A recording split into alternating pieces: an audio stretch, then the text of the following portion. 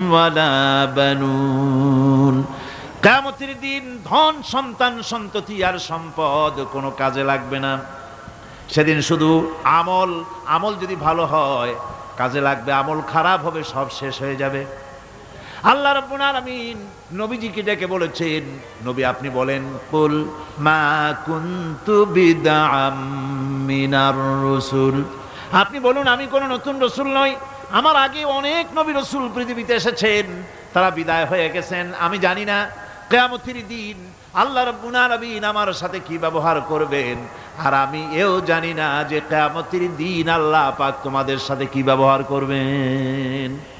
এই আয়াত নাজিল হওয়ার পর আল্লাহর হাবিব তার মেয়েকে ডাকলেন, জামাইকে ডাকলেন, নাতিদেরকে ডাকলেন, আহলে বাইতদেরকে ডাকলেন, আর বললেন, ও আমার মেয়ে কলিজার টুকরা ফাতেমা গো শোনো, কেবলমাত্র আয়াত নাজিল হয়ে গেল, আল্লাহ পাক আমাকে শোনায়ছেন কিয়ামতের দিন আমি জানি না আমার সঙ্গে কি ব্যবহার করা হবে, আর এও জানি না যে তোমাদের সাথে কি ব্যবহার করা হবে।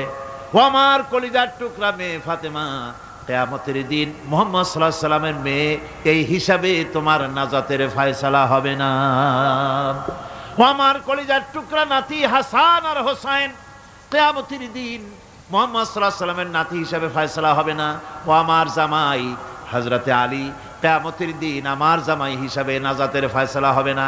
আমল যদি ভালো হয় ফয়সালা ভালো হবে, জান্নাতে চলে যাবে। আমল যদি খারাপ হয় কার নাতি কার জামাই দেখা হবে না। সুবহানাল্লাহ। কঠিন কিয়ামতের মাঠ, এই পরকালের বিশ্বাস যদি কলিজার মধ্যে ঢোকে মানুষ ভালো হয়ে যাবে। কোন সুবহানাল্লাহ। আপনাদের দৃষ্টিতে পারবে, কথার জবাব যে দিলেন না। পুলিশে কি মানুষের চরিত্র ভালো বানাইতে পারবে? পুলিশের চরিত্র ভালো বানাবে কেডা? সেটাই তো কথা। মানুষের চরিত্র যাতে ভালো থাকে, মানুষের যেন খারাপ কাম না করে, সেজন্য পুলিশ যাতে খারাপ কাম না করে সেজন্য আরো একটা ডিপার্টমেন্ট আছে না, তারা যাতে খারাপ কাজ না করে সেজন্য আর একটা আছে। এন্টি করাপশনের আবার এন্টি করাপশন আছে, তার উপর আবার এন্টি করাপশন আছে। এন্টিটার অভাব নাই। সুতরাং পুলিশ দিয়া, বিডিআর দিয়া, আর্মি দিয়া মানুষের, দেশের, জাতির চরিত্র ভালো বানানো যায় না। রাসূলুল্লাহ এ দিয়ে বানান নাই, এটা ইসলামের নিয়ম নয়। পুলিশ দিয়া, আর্মি দিয়া দেশের মানুষের চরিত্র ভালো বানানো যায় না। চরিত্র ভালো বানানো যায় কেবলমাত্র পরকালের ভয় দিয়া। কিসের ভয় দিয়া? ওই যে মক্কার জীবনে ওই সমস্ত মানুষগুলি যারা চুরি করত, ডাকাতি করত, জিনা করত, বদমাশি করত, যারা শয়তানি করত, যারা মানুষকে খুন করত, এই মানুষগুলি এত ভালো হয়ে গেল, যারা চুরি ছেড়ে দিল, ডাকাতি ছেড়ে দিল, জিনা ব্যভিচার ছেড়ে দিল, এত ভালো হয়ে গেল, পৃথিবীর মধ্যে সেরা মানুষ তারা হয়ে গেলেন। জোরে বলেন সুবহানাল্লাহ। নবীর সাহাবীরা পৃথিবীর শ্রেষ্ঠ সন্তান, নবীর সাহাবীরা পৃথিবীর সেরা মানুষ, তাদের চাইতে সেরা মানুষ নবীদের পরে আর কেউ হতে পারে না। জোরে কোন সুবহানাল্লাহ। নবীর পরে পৃথিবীতে শ্রেষ্ঠ মানুষ কারা? সাহাবায়ে কেরাম রিদওয়ানুল্লাহি তাআলা আলাইহিম আজমাইন। ওনারা তো কুফরের মধ্যে ছিলেন, শিরকের মধ্যে ছিলেন, চুরি, ডাকাতি, জিনা, ব্যভিচার এমন কোন পাপ নাই যা করা হয়নি। তারপরে যখন আল্লাহর নবীর কাছ থেকে তাওহীদ, রিসালাত ও আখিরাতের দাওয়াত পেলেন, কি সোনার মানুষ এক একজন হয়ে গেলেন। সুবহানাল্লাহ।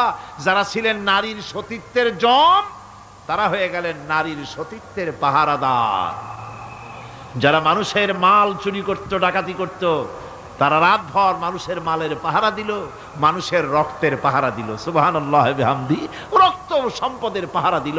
রাসূল বললেন, খায়রুল কুরুনে কারনি, সর্বশ্রেষ্ঠ যুগ তো আমার যুগ। বন্ধুগণ, এরপরে একটা জীবন আসবে ওই কিয়ামতের ময়দানে। এই পরকালের বিশ্বাসটা গুরুত্বপূর্ণ ব্যাপার, আমাদের সব কিছুর হিসাব দেওয়া লাগবে। আল্লাহ পাক বলেন, ইন্নাস সামআ ওয়াল বাসারা ওয়াল ফুআদা কুল্লু উলাইকা আনহু মাসউলা। নিঃসন্দেহে মানুষের শ্রবণ শক্তি, দর্শন শক্তি এবং তার অন্তঃকরণের কল্পনা সম্পর্কে আল্লাহ রাব্বুল আলামিনের কাছে জিজ্ঞাসা